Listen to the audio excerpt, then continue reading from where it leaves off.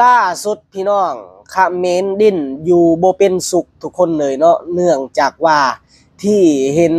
หน่วยกู้ภัยประเทศไทยหรือว่าสาวไทยพี่น้องไปช่วยเหลือคนลาวที่ติดภายในถ้ำทั้ง7ชีวิตทุกคนเลยเนาะตอนนี้ทางการเขมรหรือว่าพวกเขมรพี่น้องออกมาดิ้นอยู่บ่ได้อยู่บ่เป็นสุขทุกคนเลยเนาะที่เห็นภาพบรรยากาศลาวกับไทยฮักแพงกันพี่น้องเลยเนาะทางการเขมรออกมาตั้งคำถามเกี่ยวกับประเทศไทยพี่น้องเพิ่นเว้าว่าถ้าวันหนึ่งทหารเขมรไปขุดสุดเลทพี่น้องเนาะไปขุดดินหรือว่าขุดอุโมงค์นี่แหละพี่น้องเลยเนาะแล้วเกิดดินถล่มทับแล้วทหารเขมรติดอยู่ในอุโมงค์ทหารไทยหรือว่าหน่วยกู้ภัยไทยจะไปช่วยเหลือบ่หรือว่าบ่ไปเนาะนี่คือคำถามของทางการเขมรเด้อพี่น้องเด้อเนื่องจากว่าเพิ่นต้องการอยากให้ประเทศไทยเนี่ยช่วยเหลือคือกับลาวถ้าวันหนึ่งมีการเกิดเหตุดินถล่มแล้วทหารเขมรติดอยู่ในอุโมงค์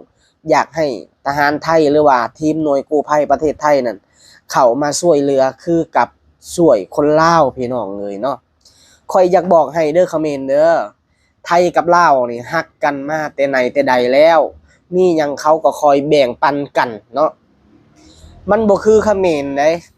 เขมรน่ะมีหยังก็คอยแต่อยากกัดประเทศไทยนี่ละคุณประเทศไทย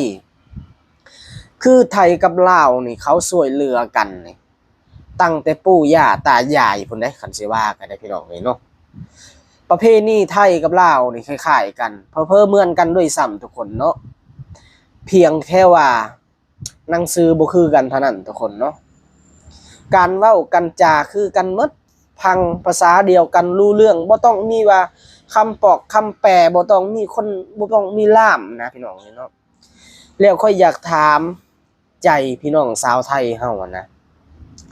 ว่าคิดเห็นจังใดกับคำถามนี่คำถามที่พวกเขมรมันถามมาว่า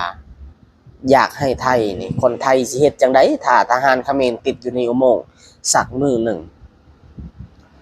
ลองคอมเมนต์กันเข้ามาเบิ่งเด้อพี่น้องเนาะคอมเมนต์ให้พวกเขมรมันได้ฮู้ได้เห็นแน่ทุกคนเนาะว่าคนไทยนี่คิดจังใดคนไทยอยากไปช่วยบ่หรือว่าบ่อยากไปช่วยเนาะ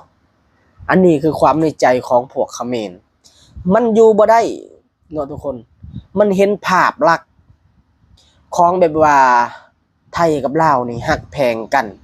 ช่วยเหลือกันแบบว่าสุดยอดเลยนะน้ำใจของคนไทยพี่น้องเอ้ยเนาะข่อยขอกราบเลยแหละทุกคน